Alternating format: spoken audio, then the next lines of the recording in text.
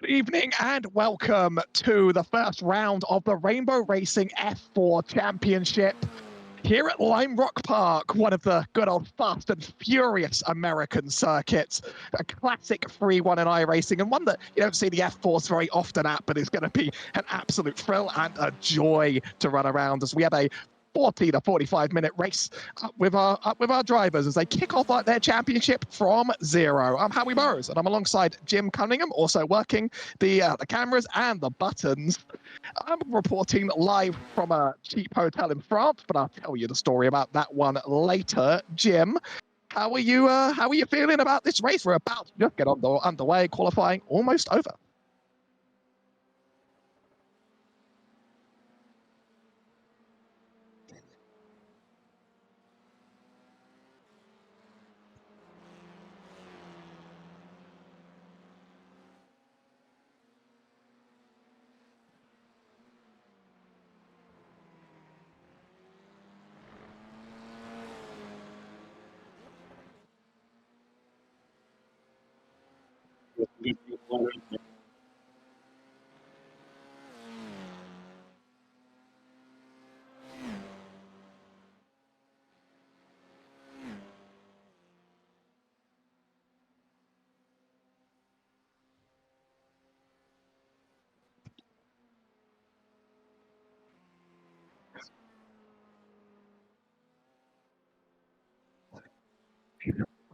I'm getting exposed already getting.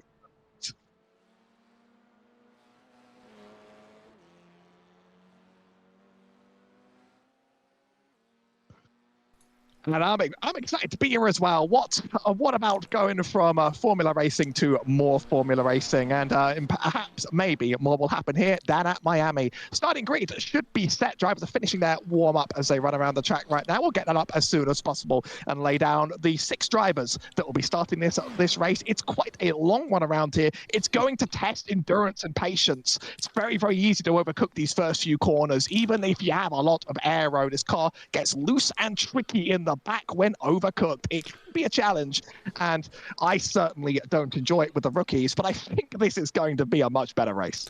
So actually, it looks like we are still finishing up qualifying. They had 20 minutes of qualifying, so we're going to have a little time to fill. So I'll go ahead and tell you that one of my things I didn't do was properly map my microphone when I set this up this morning.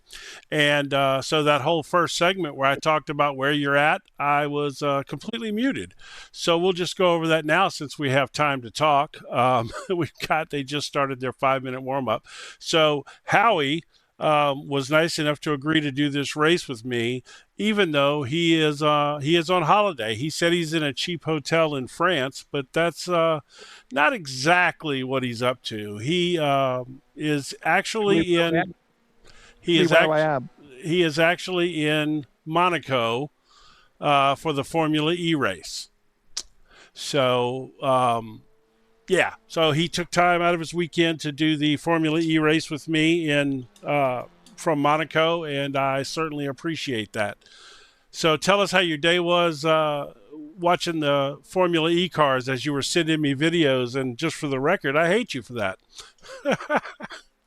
Well, you do get access to a lot of stuff I want to see as well. Let me just put it like that. Sitting down at Saint Devot got very sweaty and very hot. In my defense, tickets were €40. So, I'm not living a millionaire's lifestyle, and that's why I picked the cheapest hotel available in between.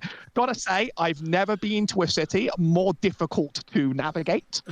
You would think something so packed, tight, and close is like reasonable and easy to get around. But unfortunately, they stacked it all vertically like a Jenga tower and then messed up all the directions. So I've already had to deal with a lot of that one day. I'm going to have to deal with a lot of it another. If I pass out due to energy deprivation halfway through the race, I'm sorry, leaving you with it, Jim. Hopefully I'm better than that.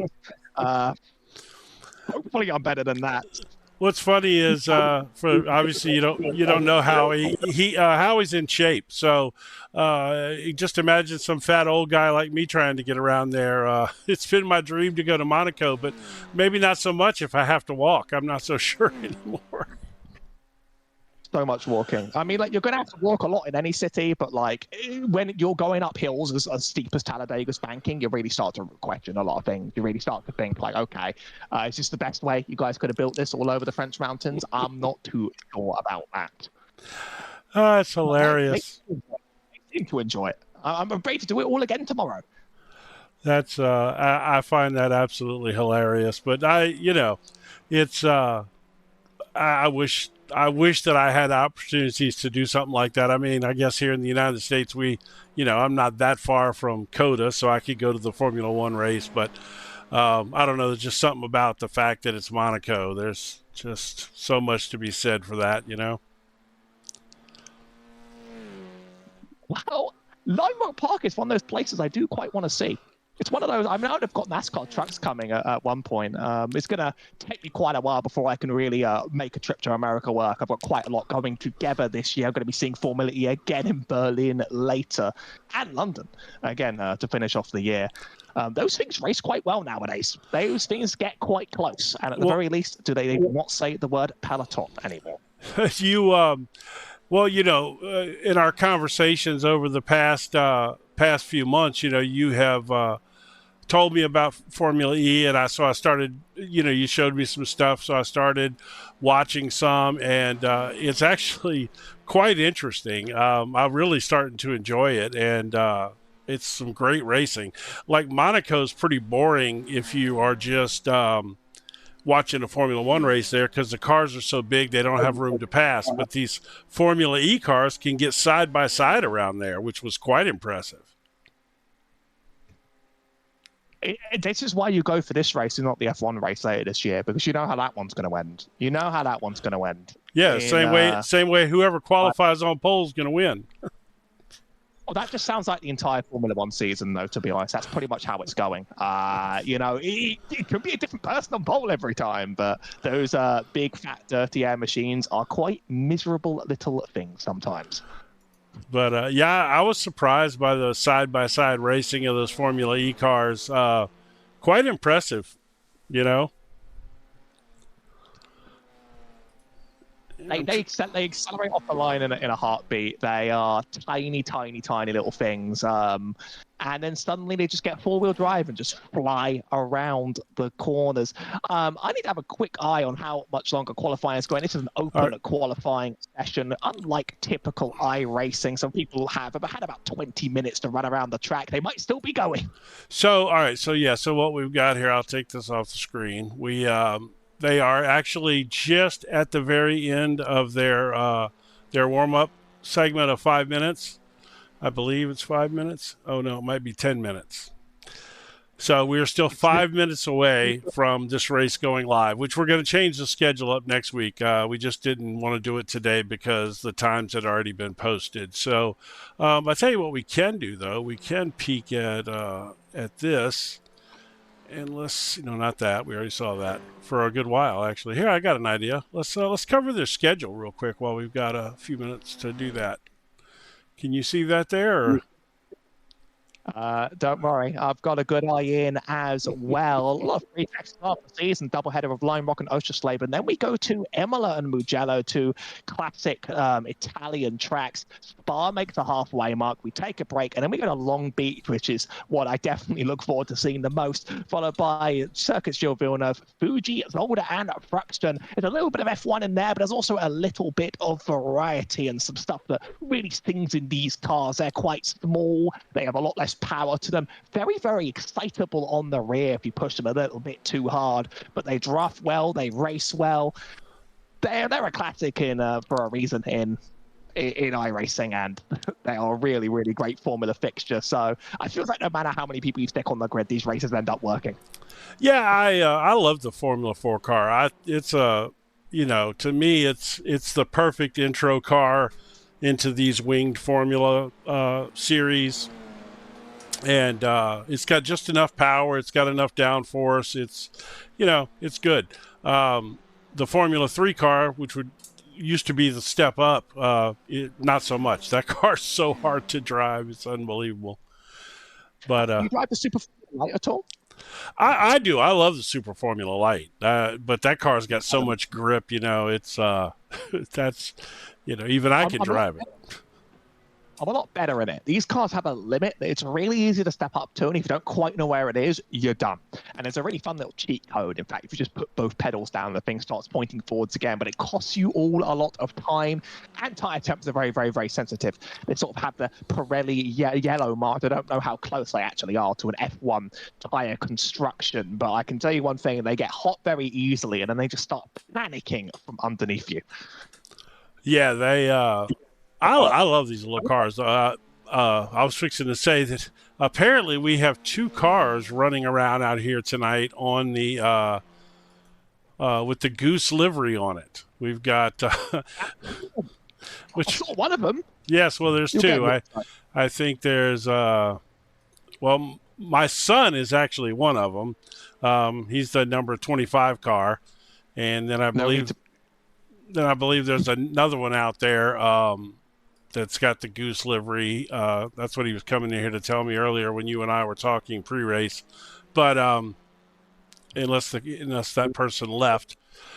But so my son is he's been wanting to race in a race that I broadcast since I started broadcasting, but his schedule doesn't allow him to race too much anymore. He's a senior in high school, and he's about to head off to university to become a race engineer. He's going to study motorsports engineering. So we figured he'd join up here and he'd race a few races in this series. But then just a couple of months, we're going to be shipping him off to college. So I remember my college experiences, and I don't remember if I remember them. Well, I like bits of it, and I'll say I didn't like others. It's taken me very far, though. Motorsport engineering sounds very, very exciting. Maybe we'll be hearing him on a TV team radio at some point down the line. And then all hell breaks loose then. Like, then it's just, you got a crazy mixed effect. But it's very, very challenging, the motorsport space. It's part of the reason I'm sitting in a hotel room talking about it. There's a lot more talent on the track, and anything that happens here is a lot more tiring than my day walking up hills. Looks like the track maybe. He's oh, well, look at this. We're about to. It hadn't switched over yet so I can put the grid up yet, but it's getting close. Yeah, so he wants to be a Formula One engineer at this point. We'll see. Once you get in college, sometimes you change your direction a little bit. We'll see. He's, but as of now, his goal is to get his degree and then go to Europe and start trying to work his way up. Oh, there is another car out there, the 95. Who is that? Oh, okay. Oh, I'm going to struggle with that name for sure, especially that last name. That's German. You're going to have to help me with that one. I have to do enough Swedish names in my life. The German actually, that may be Swedish. Is it? I got to see it. My life. Oh, you don't have the live timing pulled up, folks. Just so you know, Howie is broadcasting this on probably he's looking at this one like a 6-inch screen, something like that. Hey, we're gridding up so we can put the grid up. There's all 6 of them, and they're Clayton Sanchez on pole in the 777 with Ian Miller right behind Nate. Oh, that could be no, it's Scandinavian at the bottom. Nate Hallerstick sits in P3 with Manuel Dodson in 4th. Jessica Perry is in 5th with Caitlin Soderholm on 6th. Got it on the first try. You did get it on the first try. I'm so jealous. All right, folks. Well, I think we're about ready to get going here. Let's make this happen.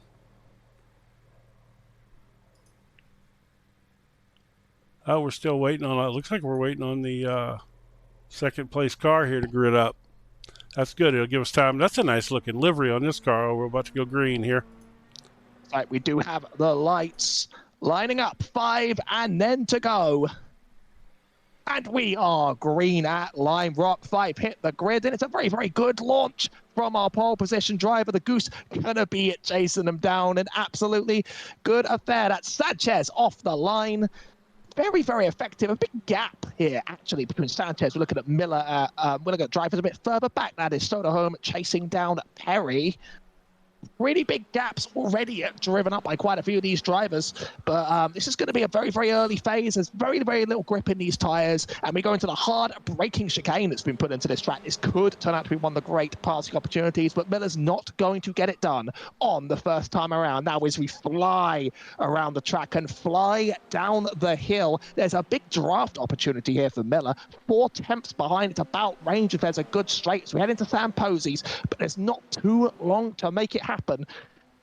The gap behind already a second. Miller is going to be trying to chase down Sanchez, who leads off to start the race.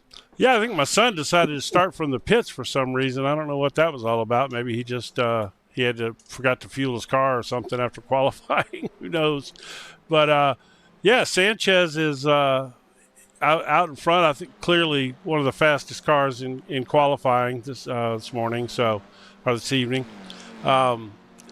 I think we're going to probably end up with 2 packs here is what's going to happen, would be my guess. We're going to have a front pack of 2 or 3, and then a second pack is what's going to end up happening, I believe.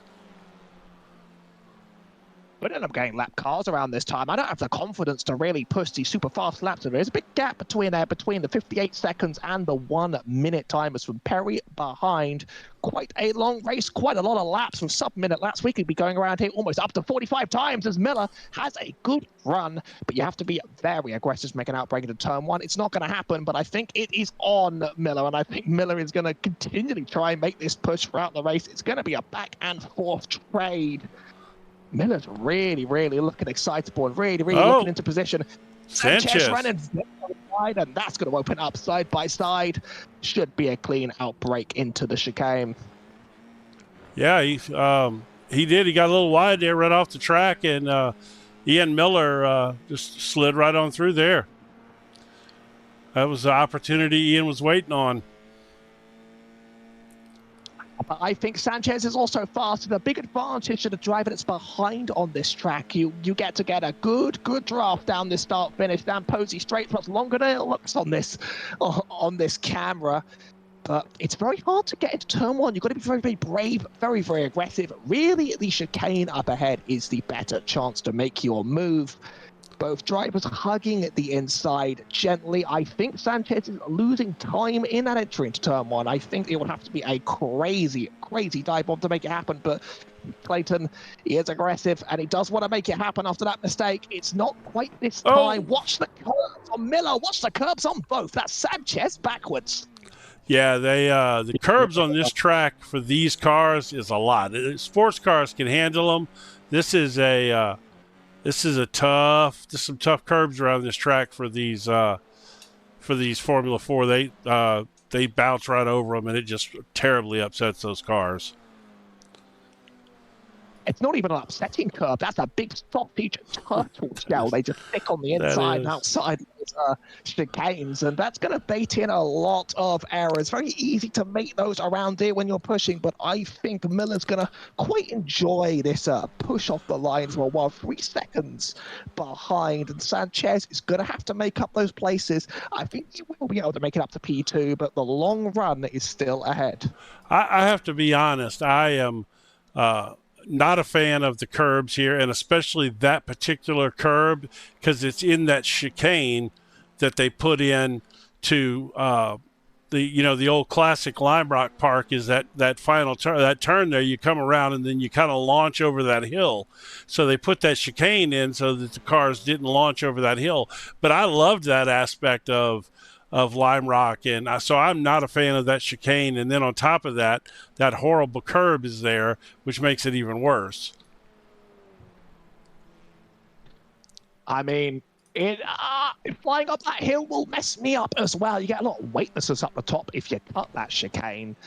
It's very, very, very hard in these cars, but it is an absolute thrill. I've taken the Lotus 79 around here on the no chicanes layout. You get a bit more passing going into the chicane, though, if you can avoid the absolutely horrific turtle shells on either end. Good laps being laid down, but I think those drivers have slowed themselves down just a bit. Miller was fast as a 51.1, now a 51.3. Further back, Nate Palastick has got to be quite happy to be in this position and has to try and keep that 3.5-second gap open to Sanchez. Fastest of the race, as I said, drivers are slowing down. Miller with a 51.1. Margins are tight here with sub-minute laps. I mean, how many do you think there's going to be? Maybe a rap has a prediction, but could be up to 50. Yeah, I mean, we're at 51-second laps. We're certainly gonna launch. Log a lot of them. Yeah, that's interesting. I almost wish that there was some kind of competition caution in this race or something that was going to close this field back up once or twice. Something. That's some curb. Oh, that is some nasty curbs right there.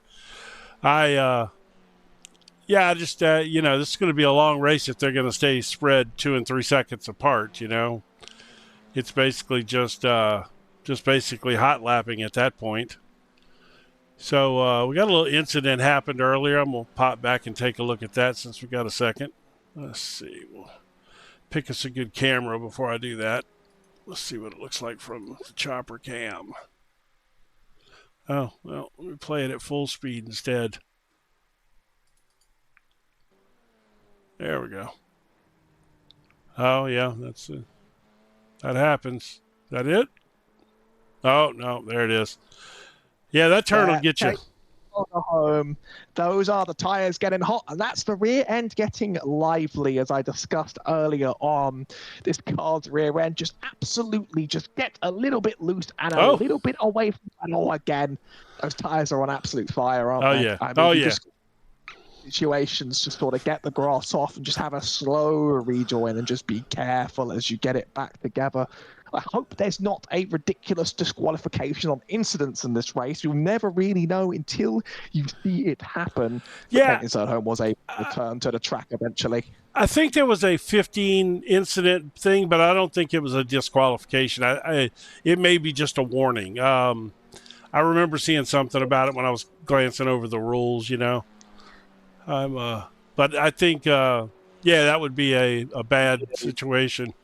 Give my son some airtime since, he's running in fourth. So he did have a 51.6, though, which is, I guess, the second fastest lap of the race. No. Yeah, second fastest. Good for him. I mean, he's pretty quick, actually. He just doesn't drive anymore. His senior year's been crazy busy. He's way faster than I am, though. And last night was his prom, so he didn't get in until about 2 o'clock in the morning. And I went beating on his door about 30 minutes before qualifying started and said, "You probably want to get up so you can get some practice in." He was like, "I got to eat. My hands are shaking." My hands hurt. My hands hurt after too many laps around here. They hurt on my new wheel. I upgraded to myself to a Motor R5, and it just absolutely rips me to shreds. I'm barely used to it. And I can be fast, but I just don't have the concentration to make 45 minutes of racing really work.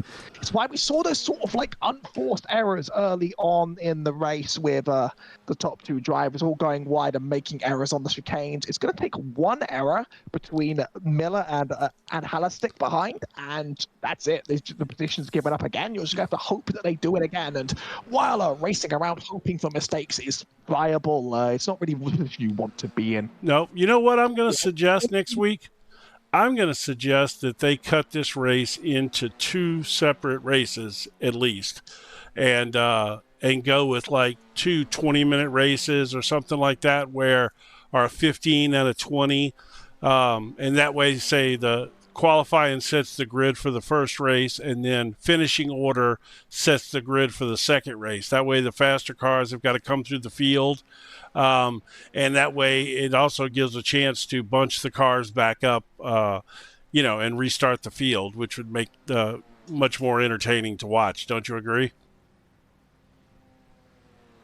I do prefer the quick sprint races all the time. I don't always just have the ability to grind through 40 minutes of formula without just, messing it up myself.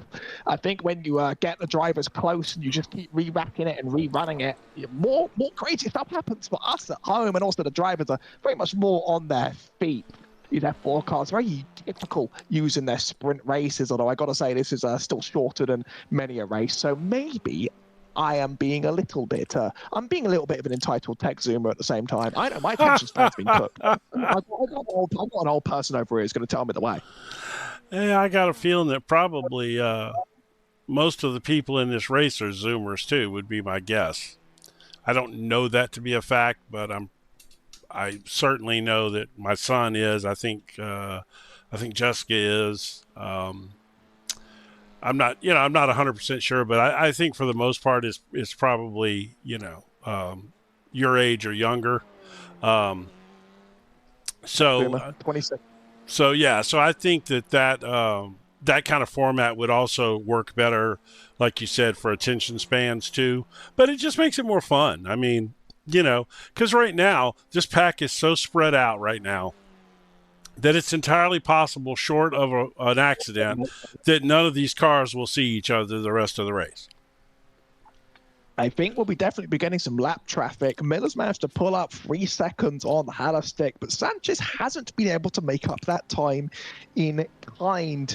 And I gotta say, Sanchez is going to need to do quite a bit more pushing, I think, to end up in the right place at the right time. Every position means points, and points don't quite mean prizes, but points are still fun to get nonetheless. Surprised that Soderholm lost 2 laps recently. There may have been another incident to send out back, and at that point it's just sort of hanging on, as it actually looked like Miller took an off-road there. Only he didn't, but like it just sort of, the angle just sort of made me think, where's he going? What directions is he traveling in? By the way, I saw Caitlin in the pits earlier, so I think that's probably where that's free. Yeah, because I looked up and saw that Caitlin was in the pits, so I figured maybe another incident had occurred and needed to go get some work done or something like that. Because if you notice, well, you're not looking at a live timing. She had a minute 39-second pit stop, so there was obviously some repairs there. I'd be looking at live timing if I had it, all right? But my link right now doesn't work, so I'm just hanging on with all I've got. And to the action I see on the tower. That's your wake-up call. Listen, every broadcast I ever do is like a comedy of errors that you just don't get to find out about. So, I'm not you on the spot. Everything's a catastrophe all the time. So the live timing link I sent you did not work. I've got a black screen. That's curious. Let me see. Tell you what I'm going to do. Since you're lead broadcasting and all I've got to do is switch around some cameras and stuff, change people every now and then, I'm going to send it to myself and see if I can. Sanchez has pulled a second in on Hallerstick, so I think me talking about it has probably manifested this one into existence. It is a battle we will see before the end of the race. About 30 minutes to go, just over. Clayton Sanchez has been fast. He's going to need to put it down and not make another mistake to claim second. Everyone in identical cars with fixed setups, of course, so they're working to just use whatever they can in their driving skill. Very, very little between them. Now 1.6 seconds. This gap is going to keep shrinking down with time. No, I agree. I think that is, well, of course, it was a product of that incident that happened early in the race. But I think, let's see here, if I can figure out what I'm doing, which is scary, put that up, and that'll give us an idea of the battle between all those cars right there, and if they're gaining or losing on each other. Going to keep it. Well, it was 2 seconds. Now it's 1.5, and as I finished the sentence, it became 1.2. Sanchez not in the draft range yet, but it feels like every corner Clayton's inching closer, and that means every corner is going to be a chance to make it happen. And will it be turn 1, or will it be the chicane again? That's the easier spot to do it, but also it's quite hard to run side by side there without risk of death. Going to be keeping an eye on this when it's within 1 second. That's when I think it becomes real scary. And as I say that, here we go. 1 second in it. It feels like every corner Sanchez is just a little bit faster. Yeah, Sanchez is definitely closing up here pretty fast. It's down to just barely over a second, which is great. I mean, we needed this for sure. So It's like I can will it into existence. I have a commentator's curse and a commentator's blessing. I have to pass it down well, wisely. You learn these skills with time, you know? yes. Like, how bad is your... Well, my live timing link's not working. Can you will that? Can you will that into existence? I don't know. I don't FDK. Talk to the hand. The FDK isn't listening. Yeah, 0.7. Gonna approach 0.5 at the end of this straight. Gonna be dived even further into 0.4. That's quite a wide entry for Clayton Sanchez. It's going to be a draft down this next straight, and this could be the one that secures it. And at that point, it's just a raw chase. Yeah, it's widened up a little bit more. Oh, I don't know if it'll be this time. Here, let's switch to this one. It's a better view here. Yeah, that'll be much better there. Let's see.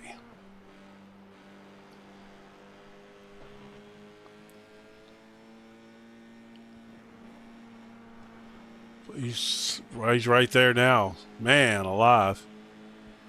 This is going to be it right here, I think. Straight. I hope this gets cleared before turn one, because otherwise this starts to become scary. Looks like it is going to be just about... Oh, no! It's going to happen all again. Bit of grass on the outside for Clayton Sanchez on those right side wheels. That's wide over. Goodness. One area around there, and Sanchez is going to have to do it again from 5, and Johnson isn't even miles off. He's he literally got there and then put it back 5 seconds. Oh my goodness! You know, have you seen any incidents with Jessica Perry now in the pit? Yes, just now she apparently she did have a little incident here. Let's go back and take a look at it. It's all kicking off. Oh, there it goes. It's so easy to one ride. Oh, that is a that was a big hit. Car. That was a big hit right there. Yeah, I think that was an incident of she got on the curb, and then that sent her wide into the grass, and that was all it took. So she catches the curb there. That kicked her wide out there, and then that was it. Once she got that's a big hit right there. That'll be unless they have a fast repair, that's going to be quite a significant repair job there. Surprised she couldn't drive it to the pits. Maybe it was that wrecked. The tow is also going to add quite a bit of time to that process. Saw the driver behind have to take avoiding action as Clayton Sanchez now trying to get around some of these lap cars. Both one down. Soderholm's actually managed to make a lap back. Or is that? No, that's the interval. There was a lap down on a lap down. Makes sense. 5 seconds. He can do it again. Another pit entry there. Who was that? Oh, that was Jessica going into the pits. Okay. Yeah. Jessica, no, she towed the first time. Is she running it in again? It looked like it. Yeah. Yeah, she's back in the pits again. Yep. I don't know. That's interesting. So I noticed my son was starting to close in on Clayton a little bit after that spin, but I think Clayton's got a little more speed on him. But he's cutting that lead back that Nate has again. He's chopped 2 seconds off of it, almost 3 now. Miller's probably the happiest of what's gone on right now, but you're very, very right. No. The speed is there. It will be caught in time. The only question is, will the pass be made safely this time? Thankfully, Sanchez has kept out of the other cars in the time. We don't want to see drama on week 1 here at Lime Rock, even though this track does like to produce it at times. Especially turn 1. That turn 1 is a hard. That's a tough turn, It's almost like a double apex turn, but it's not. But you got to carry a ridiculous amount of speed in to roll the whole corner. It's a tough corner. That rear end, man. I'm just going to complain about the rear end now. I'm actually happy I'm not home, so I don't need to deal with the rear end of the F4. Just like coming out and wrecking me. 25 minutes to go. Sounds about right. I have to say it's gone by a little quicker than I thought. It's kind of turned into a Jim and Howie podcast, but that's okay. Flies, and that must mean we're having fun in the seats here, and that's better than nothing at all. 2 seconds on 3 seconds. Miller's got an easy win unless there's a mistake. Don't make me commentators curse on that one, thank you very much. 2 seconds back, it's going to be quite a few laps until it happens, but when Sanchez has a good corner, it is a blinder of a corner. What a good entry up onto the chicane. It's very easy to be very uncertain in there and just sort of back off slower than you need to, flying around, taking a little bit of that curb, a little bit of a bump. Now all the way down the hill, you get lots of exit speed if you executed this properly, but I think that bump might have just prevented it from being the best. I see Caitlin had another incident, but I'm not gonna. No need to go back and focus on all those. Oh no, he's off again. Man, turn one is eating him up. You've got the curse. It's tied up. You said incident, and then within literal half a second, Clayton Sanchez is in the grass. I was talking about somebody else's incident. It's a bit like saying caution in a NASCAR race. You know what's going to happen. You can say caution all you want. We're not going to get one here. Don't say fire in a crowded theater. Don't say incident or caution in an iRacing broadcast. Right. Rule. Oh, that's so funny. Well, here, let's go up here and take a look at Ian Miller a little bit here. Maybe that's some beautiful trees. That's a good job with the cameras there, iRacing. Get a look at Ian. Ian's not getting much TV time because he's so far up there and separated from the world.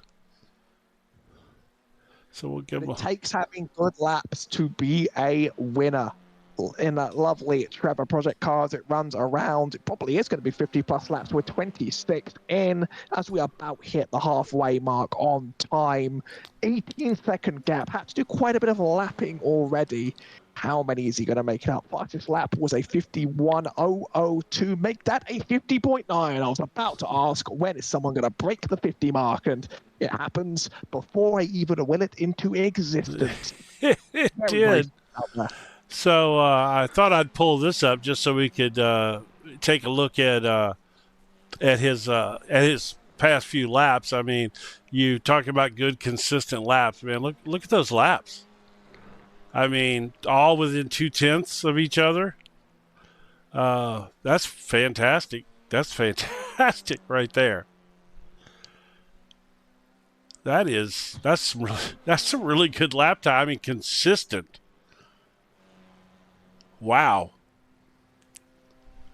That's impressive. Well, he is an A-class driver, and it shows. Of course, so is Clayton, which I got to give Clayton. Clayton's fast. He just he can't seem to hold on to it when he gets close. Pushes a little too hard, maybe. So Ian's coming up on the back of somebody here.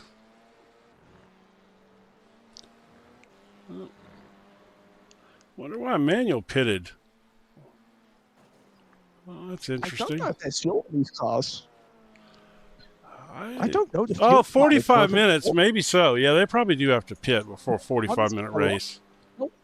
No one runs an F4 car for 40 minutes. So, yeah, I know. They don't. That's true. One of my big mysteries, you know. Yeah, that's true. Nobody does run an F4 car for that's very true. We'll find out if Miller stops. Nah, they used to be able to make 30 minutes in the Open Series without any problem. So hey, we'll see. I mean, we are going to see. Yeah, I have to say though, seeing his lap times was pretty impressive. That kind of surprised me.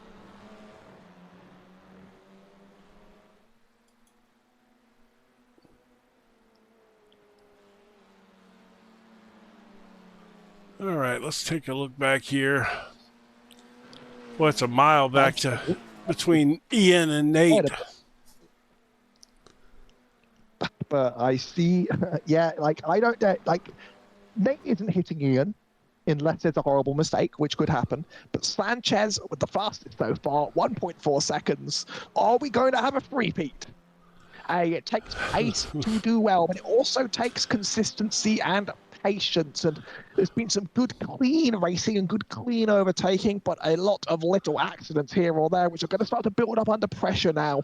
These fairly long races, they do induce fatigue. They do induce some tiredness, especially on a track that is just so fast. It just lacks these reliable brake markers. When you use a tree on the left-hand side for the chicane.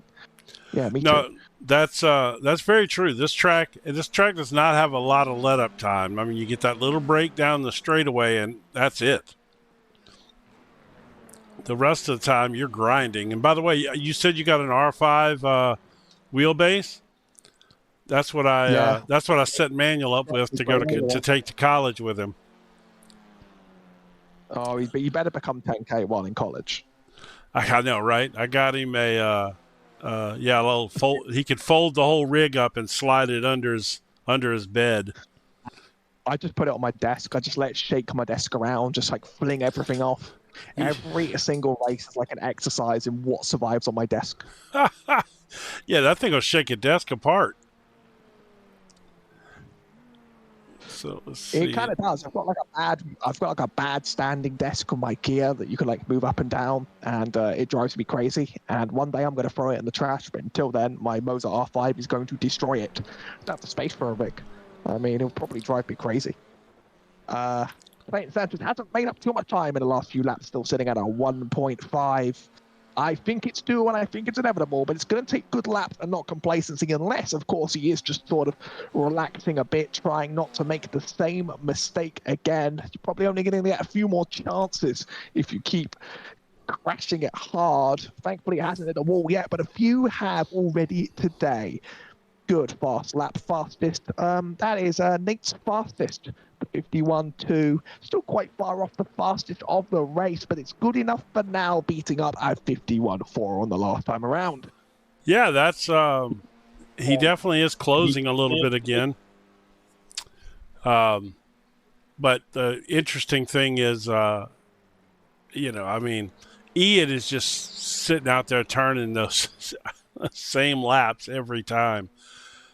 That's hard to do when you're out there running by yourself like that, which I am thankful that everyone that did show up to support this race, and we're going to work hard to get the field bigger for next week. I think a few changes to the format will help. You're just like you. I can tell you're pushing. You're using your power here. You're using your influence to make it happen. 15 minutes to go. This will be about the rate length of F4 fixed, and now Sanchez with the fastest of the race is ready to strike.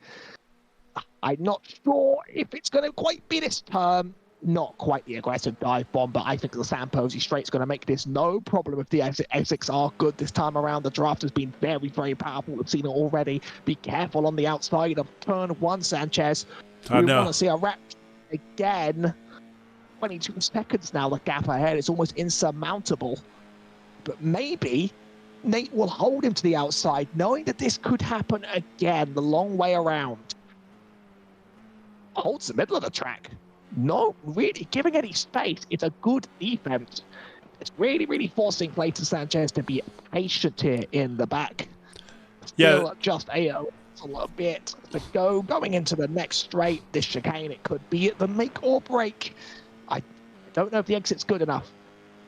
Yeah, he didn't get through there good enough to make the move here, I don't think. But the thing is, that was an absolutely perfect defensive line through turn one by Nate. He didn't leave him enough room on the inside. He would certainly slide up there, and he's by this point he's got to be skittish about going around the outside of turn one, considering he spun twice there already.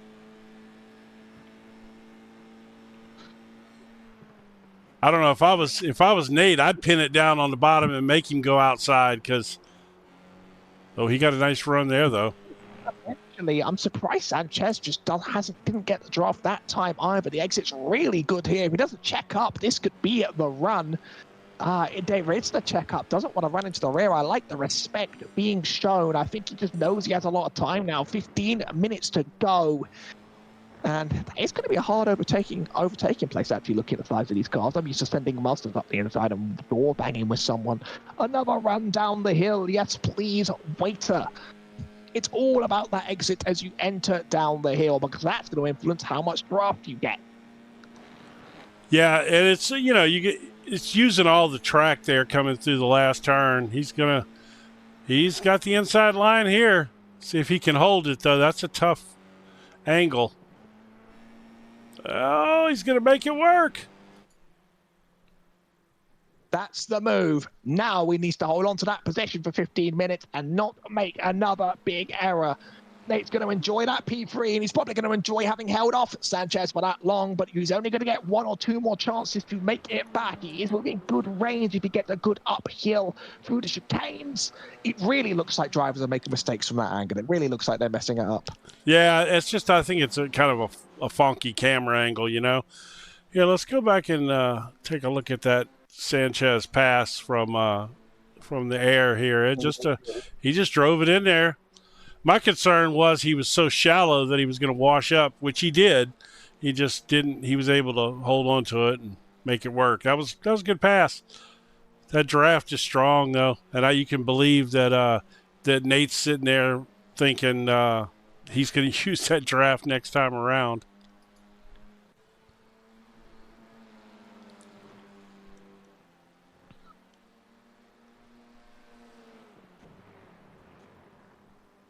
And it looks like the move's been done, and the move is clear. 1 second already up the hill, and 1 second doesn't look like very much around here, as Sanchez is going to fly away. 23 seconds. You'd have to be a bit of a god to make up that sort of time on a very consistent Ian Miller who's still doing 51 zeros. I'll be honest. I'm not going to count on it, but Miller could still make a mistake up ahead. Sanchez could make a mistake in the middle of this race. It's pretty much now just going to be a bit of a hot lapping competition. Drivers trying to make sure that they don't mess up and that they hold what they have, but we've seen mistakes kick off already. I mean, Sanchez is lapping pretty fast, so I guess the next question is, are they, do they have to pit? Because I'm interested to find out why Manuel pitted, because I did not see any incident where he went off track and would have damaged his car. So, was he just trying to do an undercut, and pit early? So I don't know if there's a fuel stop involved, anything can happen, because then that brings in, pit road speeding penalties and all that kind of stuff. But, I guess we'll see. You know what? The more time goes on, the more I think I'm a field doomer. I feel like actually it probably isn't a race that requires it. Maybe Dodson wanted a challenge. I mean, who knows? He stayed on the same lap. Makes you think. Yeah, well, either that or he burned his tires off his car and he had to go get some new tires. That's possible too. I'm telling you, he hasn't driven much, man, at all. He hasn't driven. Oh, yeah, none. I mean, it's just, this end of your senior year of high school, it's just been crazy.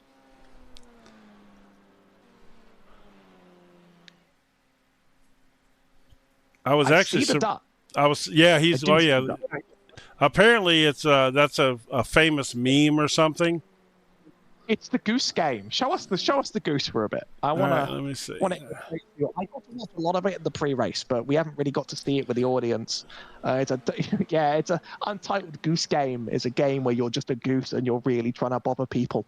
Like you're trying to you have like a checklist of ways to like ruin people's days, and you have to get them all done in time. And that is the goose from the game. He just carries things around with him. And if he has a knife, he's probably considering violence. You want to be a bit careful about that. So I think, let me see if I can get that camera angle. I think peace was never an option on the rear wing. Look. Yeah, it says peace was never an option on the rear wing. He never has been. Not when the goose is in town.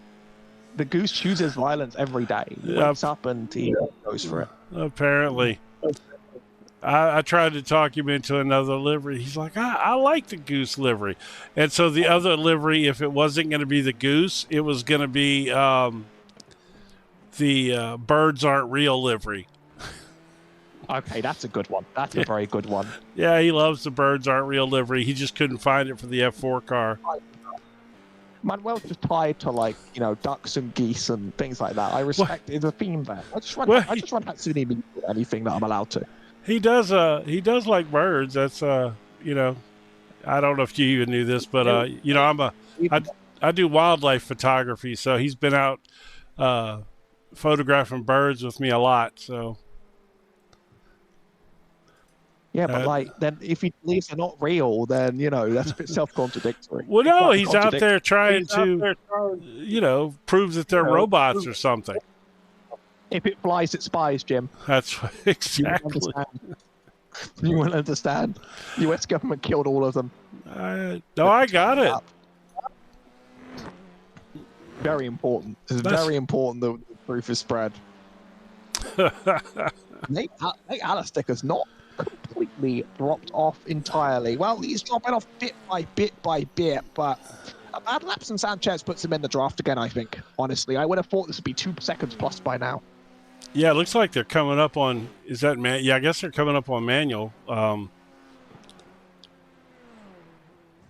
No, who's that? Let me see. Go to Clayton. Yeah, that's manual in front of them. So they're about to lap manual. He's hanging on. Just about now 2 seconds. Couple bad corners, and that looks like it's it. It's more lap traffic almost in the way. Dodson sets a session fastest for himself, but still getting caught up to by Sanchez, and who will have to try and make that pass down. Miller's obviously been flying past people 51.01, still getting those like nearly sub 51 laps. Even at this point, tire wear's not really a factor here. I'll tell you that. I know in these cars, these tires are pretty hard. They don't really mess with you too bad in the F4 at the very least. I know in the SFL, 45 minutes can really start to sort of wear you out a little bit, but these should have some good longevity in them, and as long as you're not sliding them around, that also helps. Yeah, and as the fuel load gets lighter and lighter, it's going to get easier too, so... I'm gonna try something. Fuel's in the back. That will make the back of the rear lighter. When the rear is lighter, the car does spin just a little bit more. You're definitely a believer in the rear end of these cars jumping around. Well, I can tell you, it definitely slides around more in any car when the rear is lighter. Have you ever driven like an endurance race? The rear end just suddenly decides like, I'm light now. I'm not gonna have any fun anymore. The Road America 500 was fun. You did it. You did it. Yeah, we made it top 10. Oh, nice, man. I didn't. I wanted to. I didn't have. I didn't put together a group, and so I didn't do it. But I wanted to. I love that. Did you drive the Audi or the Nissan? We were in the Nissan. It's a race where if you're crazy enough, you can solo it. We only did it with 2. I only really need 1 teammate to make it go. You just have to avoid the moving bricks. How long was the actual? Did it take you to do the 500 laps? Lost about 4.5 hours. Oh, that's not bad. Okay, I was thinking it was more like 8. If you're crazy, you're allowed to solo it. I know some crazy people that did. Well, I solo the Nürburgring endurance races all the time. They're 4 hours, so I've yet to even touch one. I love that. I want to do one, but like, woe is me. I mean, I just ended up in Monaco. How could that have happened? I mean, there goes, man. Clayton got loose. The front end got wiggly on Clayton, and then Manuel ran off track. I guess saw him twitching and got nervous or something, and he took. Now, Halastick is within 6/10 of a second, and it could kick off again. There's only 5 minutes to make it happen, though. And yeah, we have approached over 40, 45 laps. We're going to be over 50 by the end of this. Could even approach the 60s. Needs to stay in this draft and needs to make sure that that gap does not expand to a second, or it could all be over if not for another mistake. And Hannastick wants to make this pass happen on track, I think. Yeah, I think he's well. It'd be a nice comeback for him to recover. Oh no, boy! As soon as we start talking about it, it's like we just jinx it. What happens if we stare too much at intervals? Yeah, that's probably true. Well, instead of just staring right at him, we'll go back up and take a look at Ian for a second. Oh, speaking of off track, hang on. Ian Miller, no. Ian Miller, no. It's still 26 seconds to work with. It would take a real monster crash to give up that lead, but that's the first sign we've seen of a mistake. Could have been plenty more. The great thing about being off camera is you can make mistakes, and we just don't call you on it. Indeed, yes. Yeah, I'm watching the thing though. If he'd have popped up with something like that, I think I would have noticed. But because we get the little incident reports for people that don't know, they tells us when an incident or off track has occurred or a crash or whatever, and that's one of the first from him tonight. But like you said, it didn't cut into his gap too much. I mean, a little, but. It's what happens when you build the gap of a century. Oh, and on the topic of gaps, Sanchez seems to have done it again. Not too many laps to go now. We're definitely not going to approach 60. What was I talking about? 60? Going to hit something around like 54, 55? I don't have the predictor on me. And now it's going to be... Poor you. You're sitting in a hotel in the French Riviera and you don't have your lap predictor with you. What a bummer. I feel so bad for you. It's 10 p.m. I'm disturbing the neighbors. It's the budget. People don't want to be bothered. Look, do you think that they care? It's the budget hotel. Can you imagine what they hear through those walls? Oh, yeah. I mean, I have heard things through walls in hotels before, but not in this one. So. Yes, well, there's probably a time that I was one of the people creating the noise. Who knows? I was not expecting to get this personal on a do whatever you want on your channel. You write the rules, Jim. That's right. Right. You can just do it. Like, who's going to stop you? Well, I can tell you this. I'm going to be probably a little, I probably will allow some mild cursing from time to time. We don't have children watching this, so we're all right. I gotta hit it when I think it's appropriate. Like, obviously, like, it's gotta really fit. It's gotta really fit. If you throw it around too much, it loses its meaning. So no, absolutely. Just occasionally, like the occasional whatever, holy, because somebody pulled off a great move. It looks like we've got Jessica and Caitlin have retired from the race, Caitlin's been retired now, I guess, for a while. And Hallerstick is dropping significantly. Oh, no. I think there were fuel problems. I think Hallerstick might have had some fuel problems because he was running very, very slow and he's run out of fuel on the pit entry.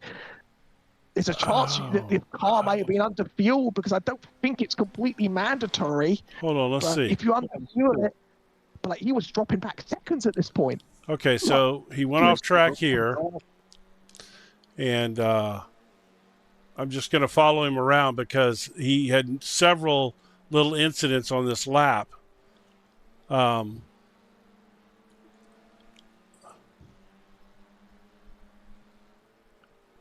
right, so I'm going to jump forward to... I think... Yeah, he had to tow. He was losing so much time that that's the engine sputtering in and out bit by bit. Yep. And then probably just ran out on entry because you don't just tow when you're sitting right there unless there's no other way. I mean, nothing got wrecked on the car. That was the lap before. Oh. Never mind then. So I need to... That was probably a fuel problem. Oh. You can just reverse out of there if your car moves. I mean, but the car's not moving. Let's do this. Nice flow. And oh yeah, no, he's Oh. And then, like, why wouldn't you reverse? The answer's Yeah. obvious, because the car is going to do it. You know, it's not going to go anywhere. I don't know. That's weird. Otherwise, you just. I think with these may be open sets that mean that if you just like don't put enough in the car to start, then you've made a mistake. You know, you have to account for the fact that the sets might not be suited for 45 minutes, even if the car can carry a whole lot more. And Ian Miller is someone that has been able to adjust that car and make it work for the races. He crosses the line, dominant winner here at Lime Rock. I thought we were going to get one more there. He might have slowed up a little bit there to. No, I guess not. I thought he might have slowed up to end the race there. So Clayton's going to take second here. Significantly far back, though. Good job. He's still running it, though. But he has taken the checkered for sure. There's Clayton coming across the line in second. And there's Manuel pulling off a third, rounding out the back there. Well, looks like Manuel getting into fuel earlier in the race ended up serving him well. He did pick up a spot out of that. So, but the interesting part is Ian did not have to fuel his car. I think, and neither did Clayton. I think the cars might have open setups, and the F4 can hold enough fuel, but it's possibly the case. X might not actually have enough unless you've thought about it. Oh, yeah, that's a good point. Well, all right. We may have to talk to some of these drivers later as they pull into pit road and celebrate some of these results. Or commiserating them. So, surprised for that, P2. All right, let's see here. I think see if we have results yet or not. We might.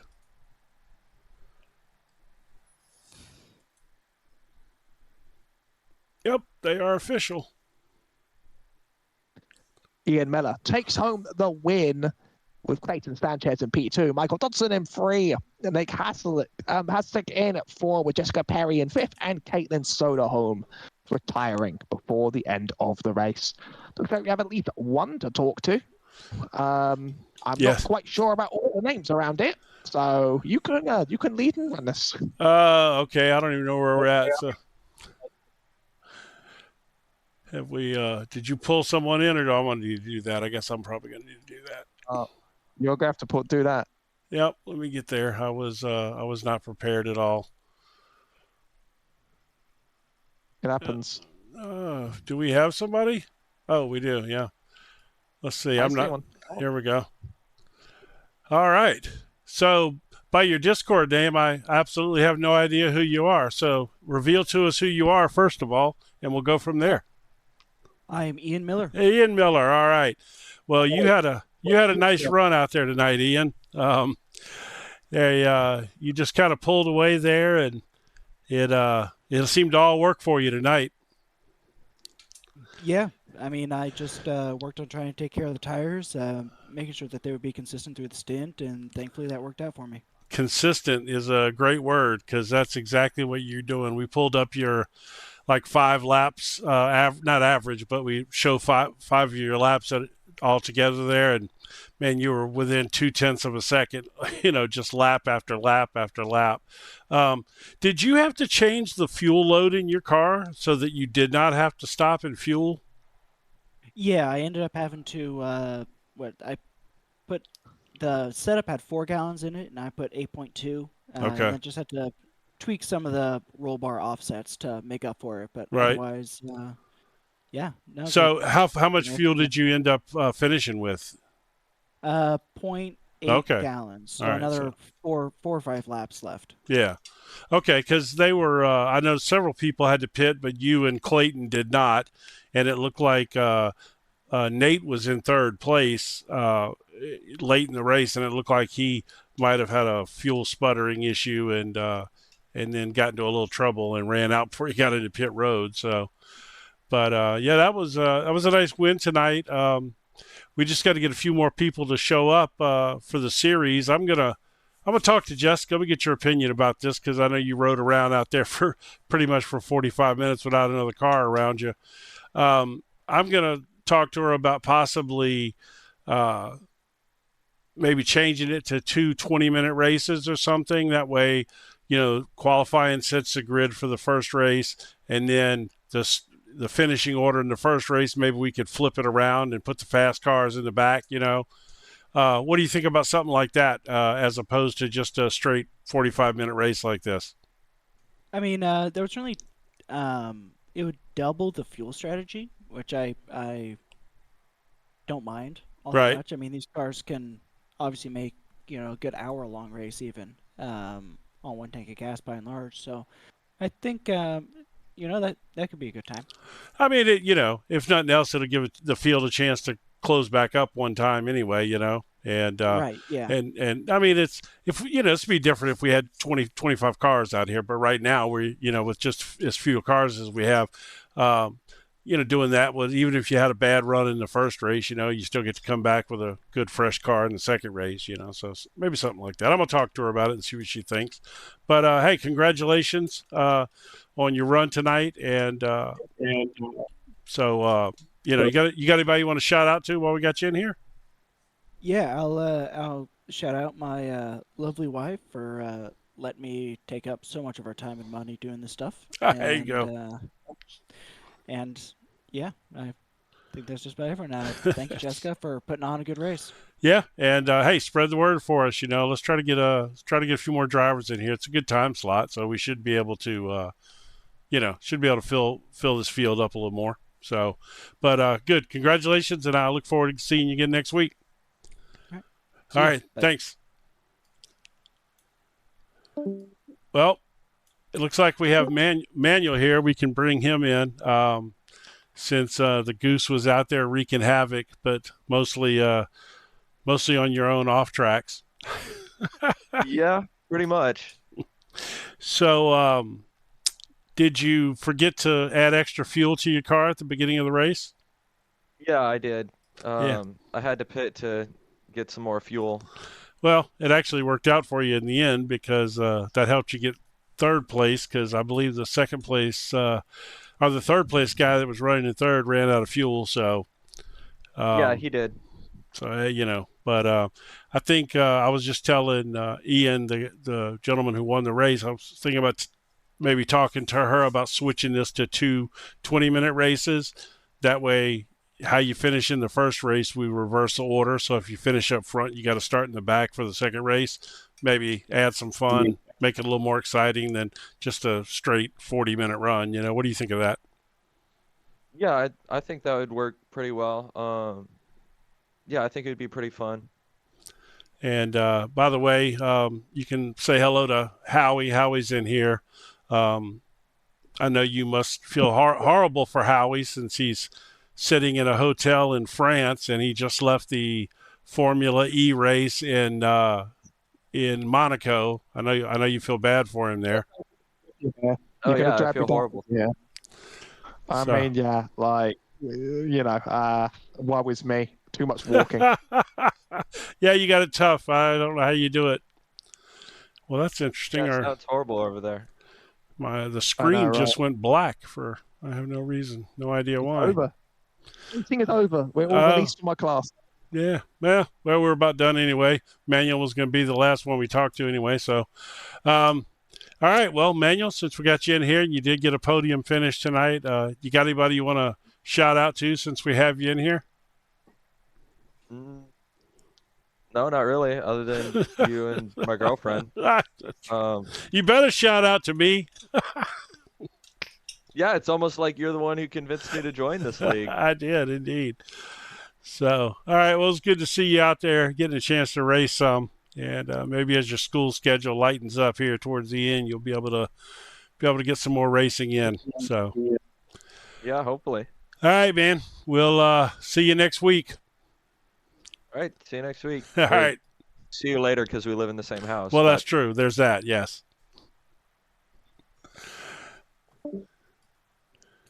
All right. So, Howie, I have no idea why the screen went black, so we might as well go ahead and sign off since we have no screen Racing's left. over. It's been cancelled. And like it's just being like, the development's over, we're done. Look, we've had a lot of fun, but it's so important for these sorts of communities and these sorts of races to exist, and it's It so is. important for people. Sometimes sim racing can feel a little bit hostile to LGBT people, and I think, and I'm part of that too, and it's very, very important. Not part of the hostility, I'd like to believe, part of the other side. And I think you do really, really need some great spaces to be around. These guys are great, and if I wasn't here, I might just be there. It's a lot of fun, and I recommend anyone join the community and check them out. Along with, there's plenty more in the space as well. We need to group together, and we need to make our voices heard. Yes, absolutely. And and just like the league's slogan says, racing is for everyone. And this is a great safe space to do it in. So come join us if you happen to be watching this. Come race with us. It's a good place to race. All right, Howie, I appreciate it, and so I hope you have a great time tomorrow strolling the hills of Monaco. You poor thing, you. I know, right? Like. You won't be able to get me without next week. I'll just be in my apartment. I know it won't be near as exciting next week, but I do appreciate you taking the time out of your schedule this weekend to do this. It would have been really easy to say no, and I know the effort that you went to make sure you got back to your hotel after your day, whereas you could have stayed and eaten in Monaco or whatever, but you didn't. You're just gonna rub it in. Just gonna rub it in. I know. I appreciate it. I really do. And working in here. It's not working. So, I do appreciate it, and I will talk to you soon, and we'll see. Hopefully, we'll see everyone else on the track next week.